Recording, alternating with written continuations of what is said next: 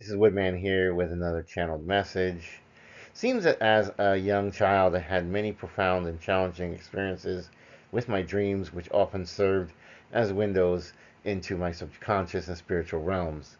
In many spiritual traditions, such dreams are seen as a space where we encounter our inner fears and our external energies.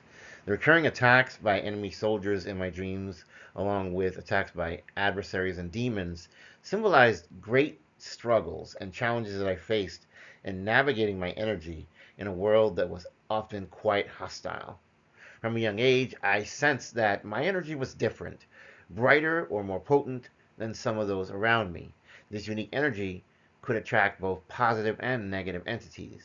To those who possessed a strong light, they may very well have been drawn towards the light to want to appreciate that light and bask in that light.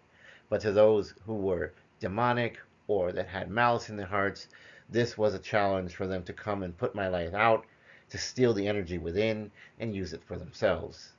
Thus, my childhood experiences often were ones filled with envy, mistrust, and misunderstanding, and this complicated my spiritual journey. It was quite common for me as a sensitive individual, particularly with heightened intuition, empathy, and spiritual awareness, to feel isolated and misunderstood. Without guidance or support, I may have felt alone in my struggle, making it harder to discern the nature of my dreams and the energies at play. This lack of understanding led to great confusion for decades, and fear reinforcing the cycle and nightmares as a series of spiritual attacks. Not understanding these attacks and with no grown up to explain it to me clearly, this was problematic. So I was always engaged at night in spiritual warfare, facing external adversaries, struggling with fears and doubts. The act of being attacked over and over again represented my subconscious grappling with feelings of vulnerability and, of course, a lack of respect from others. Thus, these adversaries came in, and I had to find the need for protection and practices to shield myself from this negativity, both in my dream well, but also in the 3D of my waking life. It was essential for me to recognize that these experiences, while distressing, could be transformative. They might indicate a call to harness my power and light more consciously. By understanding the nature of these dreams and the energies surrounding me, I could begin to cultivate practices that empowered me, such as meditation, visualization, protective rituals. These tools would help me to reclaim my space, reclaim my power, and establish stronger boundaries. This would allow me to navigate my dreams and waking life with much more confidence, with bravery, but with courage, being able to tackle in combat those who came for me. And I would return that same energy unto them. Because, as they always say, anyone can get it. It's vital, of course, to seek support from those around me to understand what's going on. And therefore, I had to learn how to open up to others, whether they be friends, family, or therapists, to understand that I needed to analyze my dreams and do the work to transform my relationship with myself, my energy, and to embrace my inner light while effectively defending against those who wish to dim it. The fact that I fought so hard and for so long often indicated that there was an overwhelming amount of malicious intruders who truly were coming for me because they were greedy and they wanted to have something for themselves. And so sometimes I fought straight out, and these battles become tedious and cumbersome because obviously, with the war of attrition and fatigue, these battles could not go on endlessly.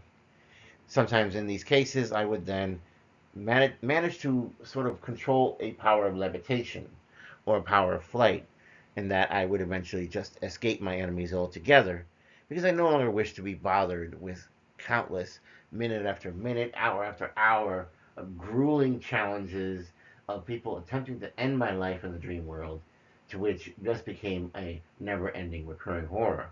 But in a sense, the use of levitation or flight in such an instance could be evidence of a spiritual ascension. In other words, that if you continue to do the work in your life to confront and tackle your weaknesses, to confront and tackle those things that hold you down, then that would symbolize that I have ascended, and then that in fact those creatures who could not get to me realized that I had now moved on to another level and that I was out of their reach at that time.